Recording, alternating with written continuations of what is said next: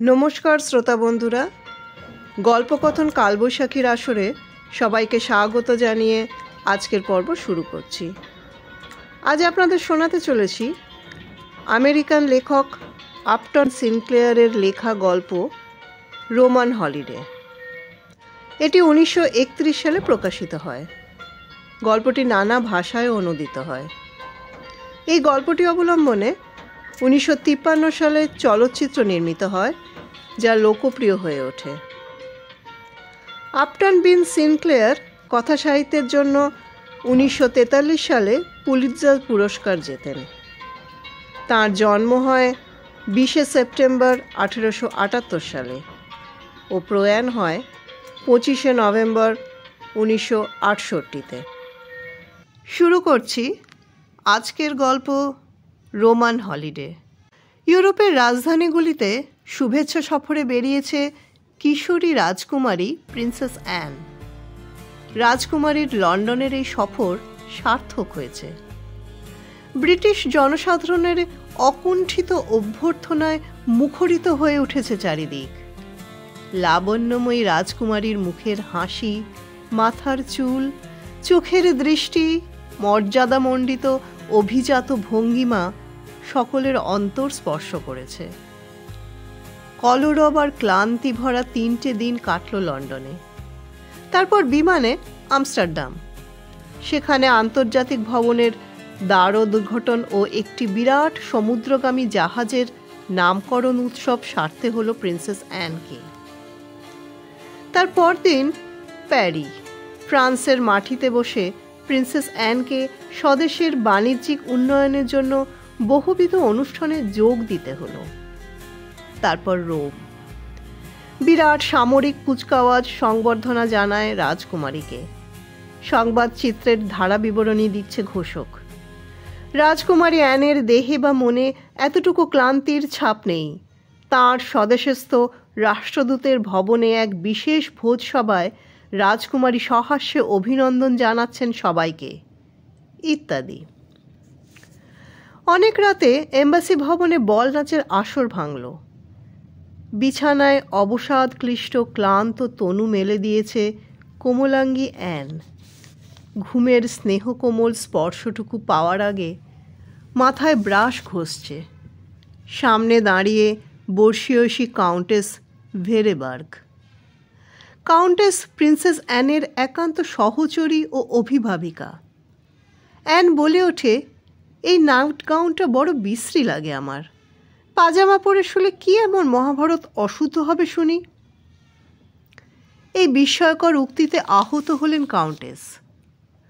কাছাকাছি একটা পার্কে নাচ গানের উৎসব হচ্ছিল। বিছানা ছেড়ে জানালায় এসে দাঁড়ালো অ্যান। সতর্ক প্রহরী কাউন্টেস তাকে জানলার ধার থেকে সরিয়ে এনে বিছানায় শুইয়ে দিল। সেই সঙ্গে ট্রে সাজিয়ে এলো দুধ আর বিস্কুট। আবার বিদ্রোহের সুর ধ্বনিত হলো রাজকুমারীর কণ্ঠে। আমরা যা কিছু করব সবই পুষ্টিকর হওয়া চাই। চোখের চশমা জোড়া ঠিক করে নিয়ে কাউন্টেস আগামী দিনের ক্লান্তিকর কার্যসূচি পাঠ করে শোনাতে থাকেন। সকালে এম্বাসির কর্মচারীদের সঙ্গে ব্রেকফাস্ট সেরে নিয়ে যেতে হবে পলিনারি অটোমোটিভ ওয়ার্কসে। তারপর কৃষিশালা পরিদর্শন। অতঃপর অনাথ আশ্রমের ভিত্তিপ্রস্তর স্থাপন। গেল সোমবারের বক্তৃতার পুনরাবৃত্তি। ক্লান্ত অ্যান বলে ওঠে, তারুণ্য ও প্রগতি। 11:45 এম্বাসিতে ফিরে প্রেস কনফারেন্স। নিষ্প্রাণ গলায় রাজকুমারী বলে ওঠে, মাধুর্য ও সৌজন্য। নিষ্প্রাণ গলায় রাজকুমারী বলে, মাধুর্য ও সৌজন্য। তারপর লাঞ্চ সেরে পুলিশ গার্ড পরিদর্শন। প্রায় মনে মনেই বলে ওঠে Anne, how do you do, charmed. এরপর চাপা কান্নায় ভেঙে পড়ে কিশোরী অ্যান বলে, থামো থামো, আর বলতে হবে না। কাউন্টেস তৎক্ষণাৎ বলল, নার্ভ ঠিক নেই, ডাক্তারকে খবর দিই। আর কিছুক্ষণ পরে কাউন্টেস ডাক্তার বনাকোভেনকে সঙ্গে নিয়ে ফিরে এলো। ততক্ষণে শান্ত হয়েছে অ্যান। রাজকুমারী শান্ত গলায় বলে, লজ্জা করে ডক্টর বনাকোভেন, হঠাৎ কেমন কান্না এলো। কাউন্টেস বলেন, প্রেস কনফারেন্সের আগে অন্তত বেশ শান্ত ও সুস্থির থাকা চাই ডক্টর বনাকোভেন। অ্যান প্রতিজ্ঞা করে, আমি শান্ত ও সুস্থির থাকব, মিষ্টি করে হাসব, বাণিজ্যিক সম্পর্কের যাতে উন্নতি হয় তার চেষ্টা করব। কিন্তু আবার সেই কান্না, চাপা কান্নায় আকুল হয়েছে অ্যান। আর হাইপোডোরামিক গায়ে ফুটিয়ে ডাক্তার বলে ওঠে, ইয়োর হাইনেস, এইবার বেশ সুস্থ হবেন, আমি ঘুমের ওষুধ দিচ্ছি, নতুন ওষুধ, একেবারে নির্দোষ ওষুধ। বিছানায় অ্যানকে শুয়ে রেখে বললে, ওষুধটা কাজে লাগতে একটু সময় লাগছে, একটু স্থির হয়ে শুয়ে থাকুন। একটু আলো জ্বেলে রাখতে পারি? কাউন্টেসকে সঙ্গে নিয়ে ঘর থেকে বেরিয়ে যাওয়ার সময় ডাক্তার বলেন, নিশ্চয়ই, এখন কিছুক্ষণ আপনি যা খুশি করতে পারেন। যা খুশি করতে পারেন? কতদিন আগে সে যা খুশি করেছে, জ্ঞান হওয়ার পর তো নয়ই। ইতিমধ্যে সেই পার্ক থেকে আবার প্রচণ্ড হাস্যরোল শোনা গেল। সেই খোলা জানালায় দাঁড়িয়ে সতৃষ্ণ নয়নে সেদিকে চেয়ে রইল অ্যান। কিছুক্ষণ যা খুশি করতে পারেন, ডাক্তার নিজে বলে গেল।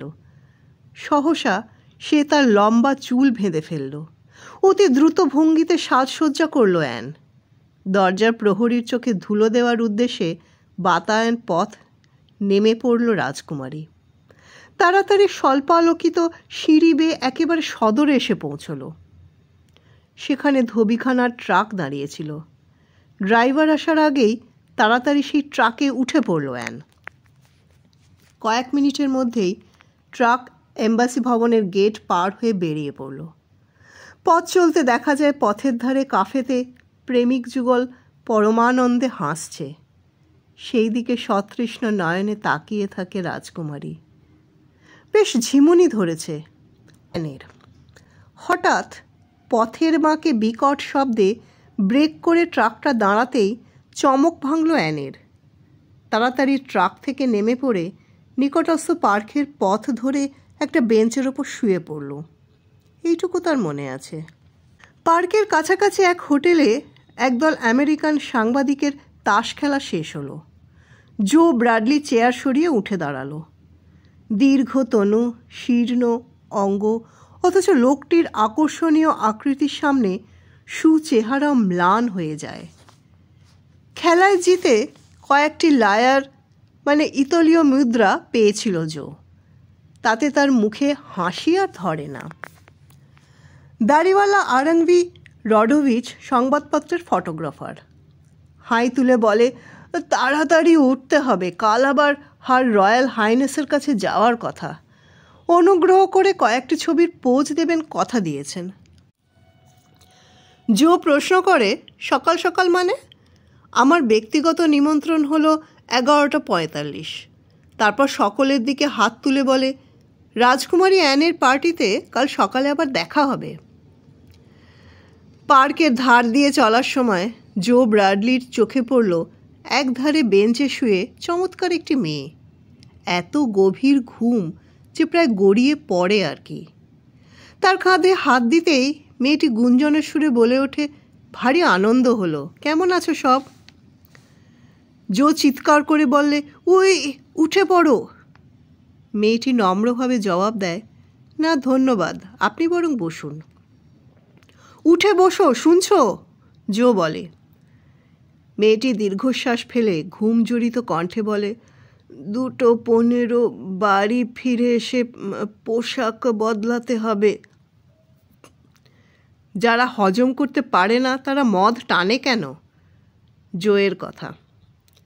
স্বপ্নের ঘোরে মেয়েটি বলে, if I were dead and buried and I hard your voice beneath the sword of my heart of dust would still rejoice. জানেন কবিতাটা?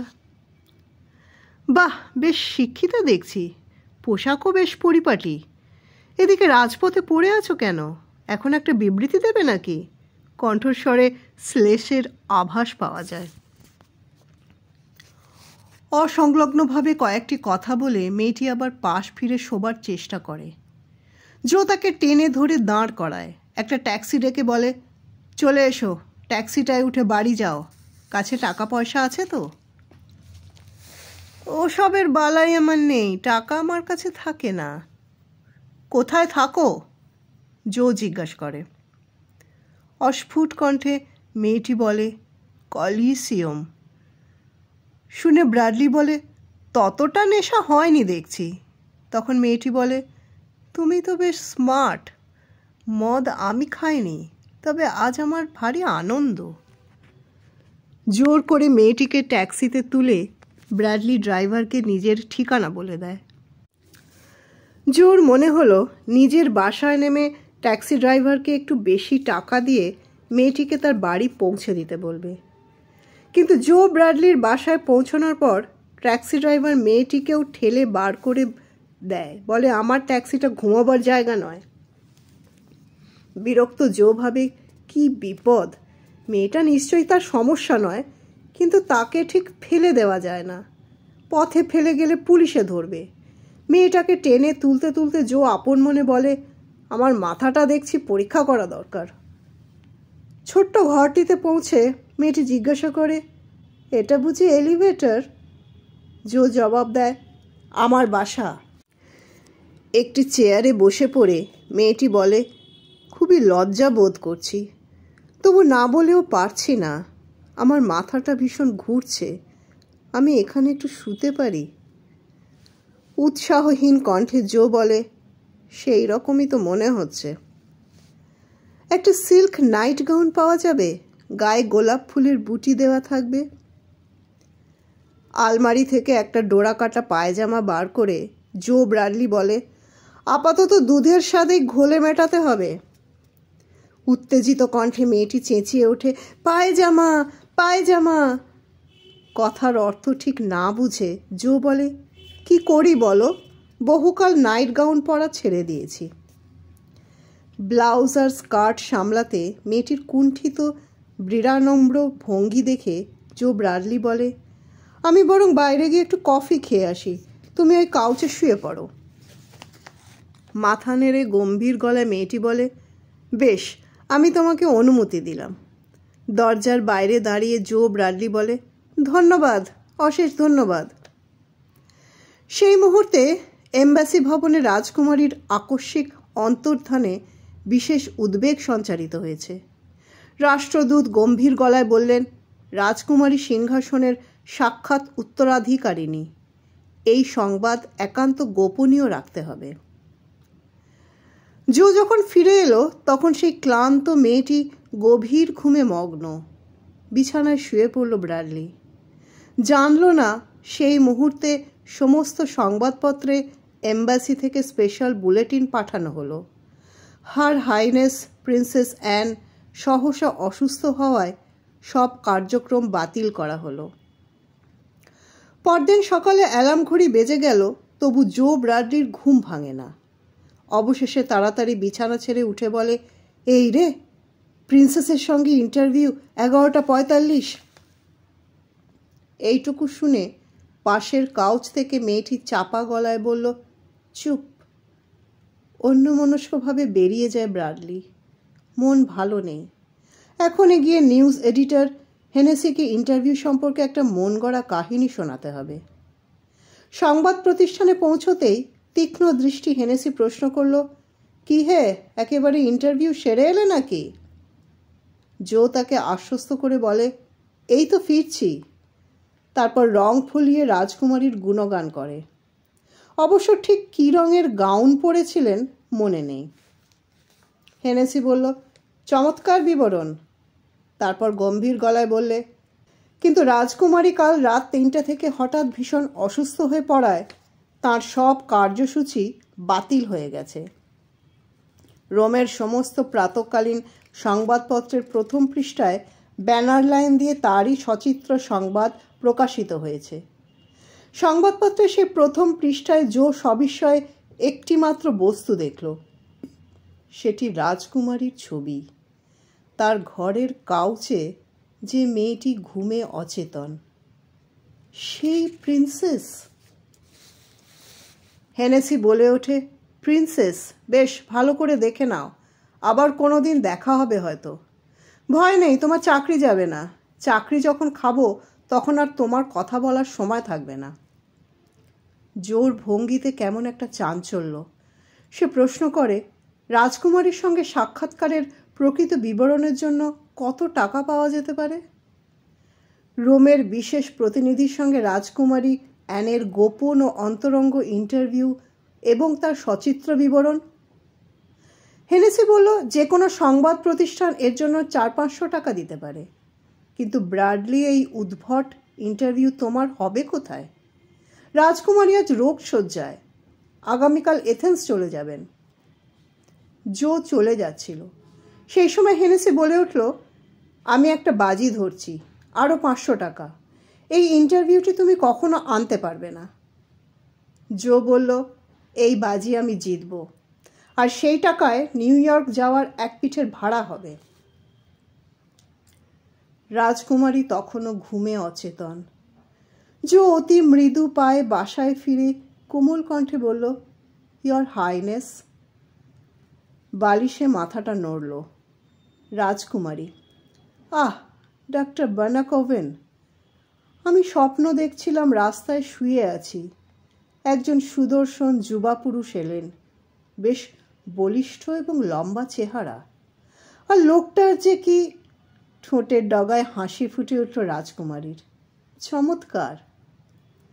এতক্ষণে চোখ মেলে জোর মুখের দিকে তাকিয়ে রাজকুমারী প্রশ্ন করল, আমি এখন কোথায় বলতে পারেন? তারপর এই ঘরটি জো ব্র্যাডলির বাসা, এই কথা শুনে দীপ্ত ভঙ্গিতে রাজকুমারী বলে ওঠে, আমাকে এখানে আপনি জোর করে এনেছেন? চোখ উজ্জ্বল হয়ে ওঠে জো ব্র্যাডলির। সে বলে ওঠে, না, ঠিক তার উল্টোটাই ঘটেছে। তাহলে এখানে আপনার সঙ্গে সারা রাত কেটেছে? মাথা নেড়ে ব্র্যাডলি বলে, ঠিক ওই কথাগুলি বলা যাবে কিনা জানি না, তবে কতকটা সেই রকম বটে। এতক্ষণে রাজকুমারী হাসলেন। মাপা হাসি নয়, রীতিমতো আনন্দের হাসি। ব্র্যাডলিকে অভিবাদন জানালেন রাজকুমারী। প্রত্যাভিবাদন জানিয়ে জো প্রশ্ন করে, আপনার নাম কি? রাজকুমারী ইতস্তত করে বলে, আমার নাম অ্যানিয়া। কটা বেজেছে এখন? 1টা বেজেছে শুনে রাজকুমারীর মুখের হাসি ম্লান হয়ে গেল। সহসা সে বলে ওঠে, আমাকে কিন্তু এখনই যেতে হবে। জো বাইরে বেরিয়ে গিয়ে রাডোভিচকে ফোন করে জানালো, বিশেষ জরুরি ব্যাপার, ফটো তুলতে হবে, তাড়াতাড়ি এসো। আরভিং রাডোভিচ বলল, আমি বড় ব্যস্ত, এখন যেতে পারবো না। জো ক্ষুণ্ণ মনে ঘরে ফিরে এলো। রাজকুমারীর সাজসজ্জা শেষ হয়েছে। রাজকুমারী বললে, আমি শুধু আপনার কাছ থেকে বিদায় নেওয়ার অপেক্ষায় বসে আছি। ব্র্যাডলি পৌঁছে দিতে চাইল। মেয়েটি ধন্যবাদ জানিয়ে বলল, আমি খুঁজে নেবক্ষণ। মেয়েটি চলে যাওয়ার পর জো বাইরে বারান্দায় বেরিয়ে দেখছিল। তারপর দৌড়ে নিচে গিয়ে বলল, পৃথিবীটা অনেক ছোট। হেসে মেয়েটি বলল, ভুলে যাবার চেষ্টা করব। আমাকে কিছু টাকা ধার দিতে পারেন? গত রজনীর তাসের বাজিতে পাওয়া কিছু টাকা পকেটে ছিল, 1000 লায়ার, মানে ইতালীয় মুদ্রা, ভারতীয় হিসেবে প্রায় 7.5 টাকা। জো ব্র্যাডলি বলল, এই টাকা আধাআধি ভাগ করে নেওয়া যাক। কৃতজ্ঞ চিত্তে সেই টাকা গ্রহণ করল রাজকুমারী। তারপর বলল, টাকাটা ফেরত দেওয়ার ব্যবস্থা করব। এই বলে রাজকুমারী পথে নামল। জো বিদায় জানিয়ে স্থির হয়ে দাঁড়িয়ে রইল। তাকে অনুসরণ করার চেষ্টা করল না, কিন্তু মোড়ের মাথায় মিলিয়ে যাওয়ার সঙ্গেই দ্রুত পদক্ষেপে তার পিছু নিল জো ব্র্যাডলি। রাজকুমারী টাকাটা নিয়েছিল ট্যাক্সি ধরে এম্বাসি ভবনে ফেরার উদ্দেশ্যে, কিন্তু জীবনে সে কখনো একা বাইরে যায়নি, তাই বাজার আর দোকান দেখে তার মাথা গুলিয়ে গেল। একটা চুলকাটা দোকানের সামনে কেশ প্রসাধনের বিভিন্ন ছবি দেখে লুব্ধ হয়ে ঢুকল সেলুনে। সুদর্শন তরুণ নাপিত মেরিও তার চুলের প্রশংসা করে এবং সেই চুল ছাঁটতে চায় জেনে বিস্মিত আতঙ্কিত হয়। কিন্তু চুল ছাঁটা শেষ করে সপ্রশংস দৃষ্টিতে তাকায় মেরিও। একেবারে মোহিত হলো মেরিও। প্রিন্সেসকে আমন্ত্রণ জানিয়ে বলে, আজ রাতের নাচের আসরে এসো না। টাইবার নদীর ওপর বোটের ওপর চাঁদের আলো, গান আর নাচ, রীতিমতো রোমান্টিক পরিবেশ। তুমি যদি আসো চমৎকার হবে। রাজকুমারী ধন্যবাদ জানিয়ে বলে, না, আমার অন্য কাজ আছে। মেরিও তবু অনুরোধ জানায়, বলে, তবু যদি সময় করতে পারো। পথের ধারে আইসক্রিম কিনে একটা নির্জন সিঁড়ির ওপর বসে পরমানন্দে খাচ্ছিল রাজকুমারী। এমন সময় জো ব্র্যাডলি এসে হাজির। রাজকুমারীকে দেখে বিস্ময়ের ভান করে বলে, আপনি যে? না আর কেউ? আগ্রহ ভরে চুলের দিকে ইঙ্গিত করে অ্যান প্রশ্ন করে, কি পছন্দ হয়? ওর পাশে বসে পড়ে জো ব্র্যাডলি। এই তাহলে আপনার জরুরি কাজ? মেয়েটি ঠান্ডা গলা বলে, দেখুন, আমার একটি স্বীকারোক্তি করা প্রয়োজন। আমি কাল রাতে পালিয়ে এসেছি, স্কুল থেকে পালিয়েছি। 2-1 ঘন্টার জন্য বেরিয়ে এই বিপদ। তারপর অনিচ্ছা সত্ত্বেও উঠে পড়ে বলে, আমাকে এখন উঠতে হবে, একটা বরং ট্যাক্সি ডেকে নিই। দেখুন, এক কাজ করুন, আর একটু সময় হাতে নিয়ে ঘোরা যাক। বরং একটু ছুটি নিন, এই ধরুন সারাদিনটা। ওর চমৎকার চোখ উজ্জ্বল হয়ে ওঠে। সত্যি, এই তো সে চেয়েছিল। সে বলে ওঠে, আমিও ঠিক সারাদিন ধরে যা খুশি করে বেড়াবো মনে করেছিলাম।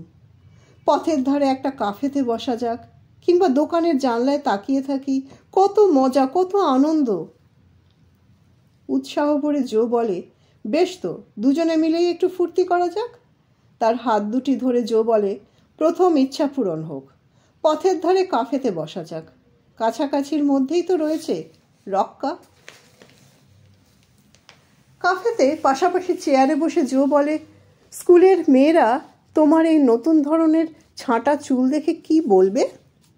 সহসা মেয়েটি বলে ওঠে, একেবারে মূর্ছা যাবে। আর যদি শোনে আপনার ঘরে সারা রাত কাটিয়েছি, তাহলেই বা কি ভাববে?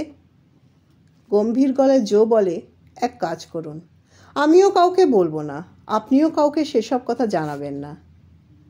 কিছুক্ষণ পরে হোটেলের ওয়েটার এসে দাঁড়াতেই জো প্রশ্ন করে, পানীয় হিসেবে কি নেওয়া হবে? মেয়েটি বলল, শ্যাম্পেন। কদাচিৎ ও জিনিসটা খাই। গেলবারে খেয়েছিলাম একটা সাম্বৎসরিক উৎসবে, বাবার চাকুরি পাওয়ার 40তম উৎসব। জো হেসে প্রশ্ন করে, কী কাজ করেন আপনার বাবা? এই জনসংযোগ রক্ষার কাজ আর কি, যাকে বলে পাবলিক রিলেশনস।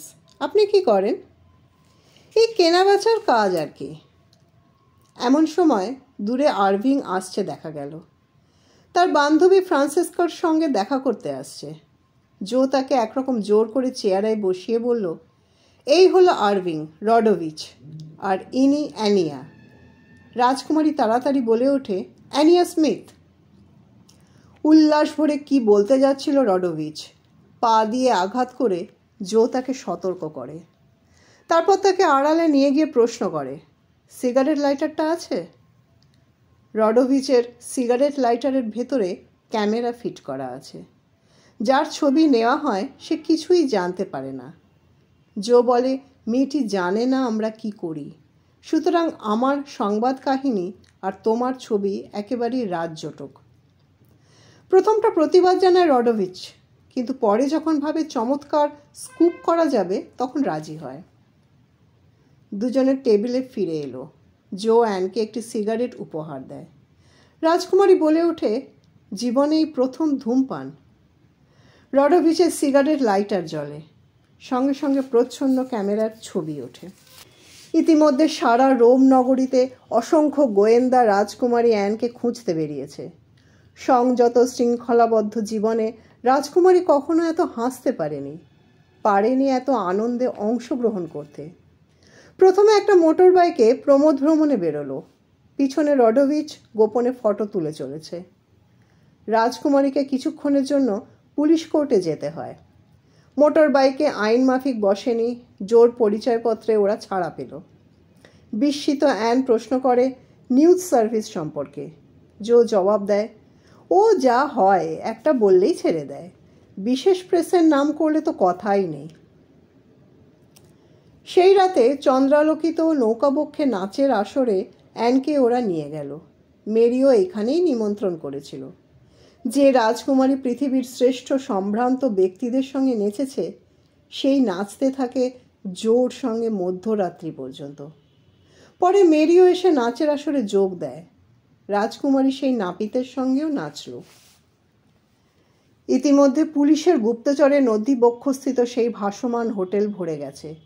তারা সাদা পোশাকে এসেছে, কেউ তাদের চিনতে পারেনি। একজন ডিটেকটিভ রাজকুমারীকে ধরে নিয়ে বলে, ইয়োর হাইনেস, এদিকে এসে নাচুন। রাজকুমারী তীব্র প্রতিবাদ জানায়, ছেড়ে দিন আমাকে। মিস্টার ব্র্যাডলি, মিস্টার ব্র্যাডলি, দেখুন। জো দৌড়ে আসে। ডিটেকটিভদের সঙ্গে একটা সংঘর্ষ শুরু হয়। রাজকুমারীও এই হট্টগোলের ভিতর ডিটেকটিভ দলনে অগ্রণী হয়ে ওঠে। পুলিশকে কাবু করে ওরা বেরিয়ে আসে বাইরে। তখন প্রায় ভোর হয়ে এসেছে। জোর বাসায় এসে পৌঁছলো দুজনে। কাপড় চোপড় গুছিয়ে নিচ্ছে রাজকুমারী। রেডিওতে লঘু সঙ্গীতের সুর বাজছে। সহসা বিশেষ ঘোষণা শোনা গেল। রাজকুমারী অ্যানের রোগসজ্জা থেকে আর কোনো নতুন সংবাদ নেই। এতদ্বারা গুজবের সৃষ্টি হয়েছে হয়তো তাঁর অবস্থা খারাপ। সারা দেশে এই কারণে উদ্বেগের সীমা নেই।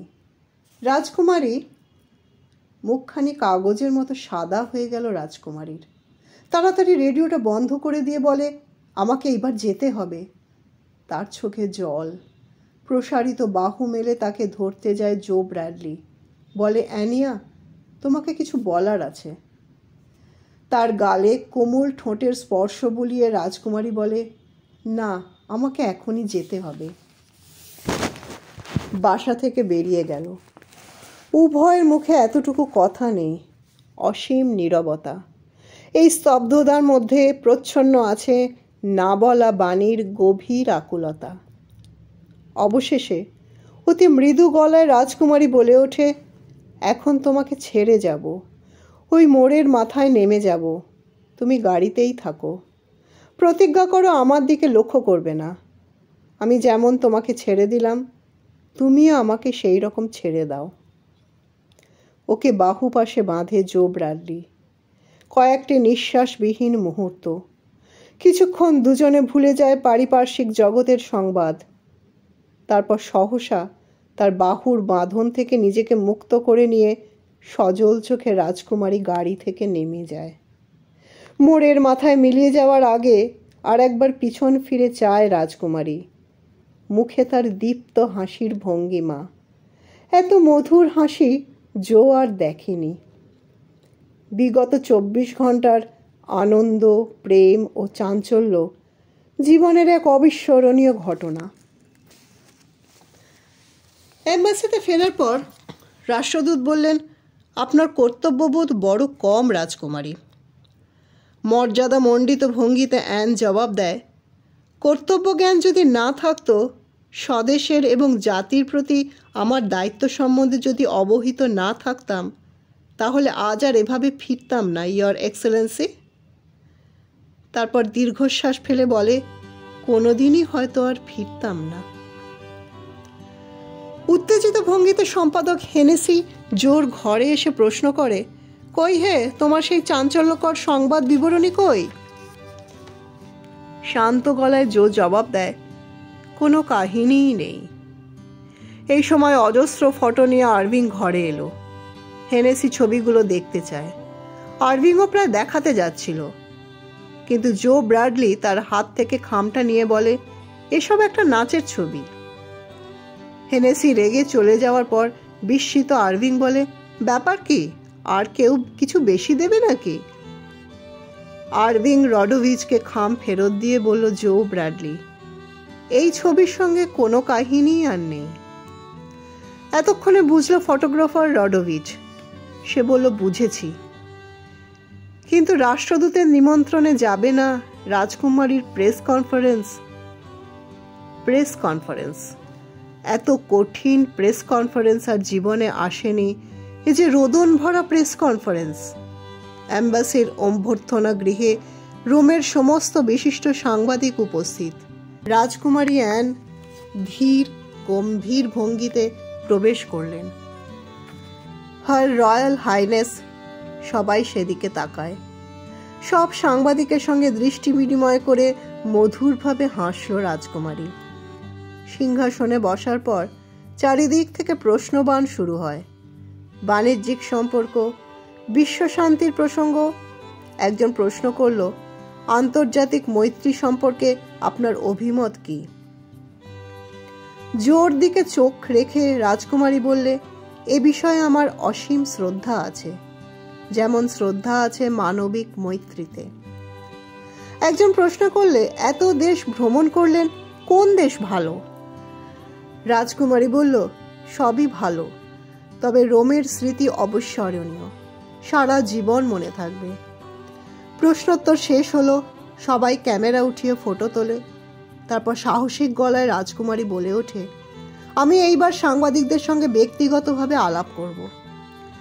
মঞ্চ থেকে নেমে রাজকুমারী একে একে সকলের সঙ্গে পরিচিত হলো ও করমর্দন করলো। আরভিং সেই ফটো ভর্তি খামখানি রাজকুমারীকে উপহার দেয়, বলে আপনার রোম ভ্রমণের ছবি। ধন্যবাদ দিল রাজকুমারী। সাধারণ সৌজন্য সূচক প্রাণহীন উক্তি নয়। জোর সামনে এসে দাঁড়ালো রাজকুমারী। এবার অগ্নি পরীক্ষা। প্রাণ চায়, চক্ষু না চায়, এ কি দুস্তর বাধা। জো বলে, আমি আমেরিকান নিউজ সার্ভিসের জো ব্র্যাডলি। রাজকুমারী বললে, বড় আনন্দ হলো মিস্টার ব্র্যাডলি। অতি কষ্টে কথাগুলি মুখ থেকে বেরিয়ে এলো। রাজকুমারীর সংযত ভঙ্গিতে তা ধরা পড়ল না। অতি ধীরে ধীরে আবার মঞ্চে ফিরে গেল রাজকুমারী। সারা সভাকক্ষ করতালি মুখরিত। চমৎকার হেসে রাজকুমারী সেই অভিনন্দন গ্রহণ করল। অশ্রু বাষ্পরুদ্ধ দৃষ্টি আর একবার জো ব্র্যাডলির মুখে পড়ল। তারপর অ্যাম্বাসাডারের দিকে তাকিয়ে সভাকক্ষ ত্যাগ করল। মন্দিরের শেষ তীর্থযাত্রীটির মতো নীরবে দাঁড়িয়ে রইল জো ব্র্যাডলি। রাজকুমারীকে ঠিক এইভাবে জীবন থেকে কি সে মুছে দিতে পারবে? ভুলতে পারবে বিগত 24 ঘন্টার এই বিরহ মিলন কথা? সজল চোখে সেই শূন্য কক্ষ থেকে বেরিয়ে যায় জো ব্র্যাডলি।